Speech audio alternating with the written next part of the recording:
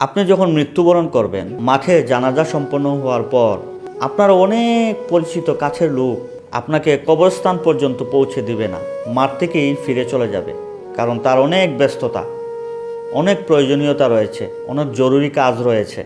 আপনাকে কবর পর্যন্ত ওরা পৌঁছে দেওয়ার সময়টুকু ওদের নেই।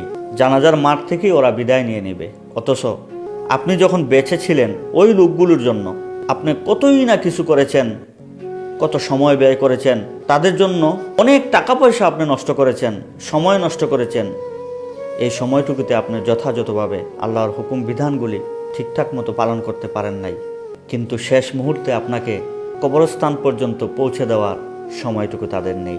এজন্য ভাই আমার, সময় থাকতে সময়ের কদর করুন। কারণ যখন সময় শেষ হয়ে যাবে, আপনার আত্মাটা এগুলি উপলব্ধি করবে আর আফসোস করবেন।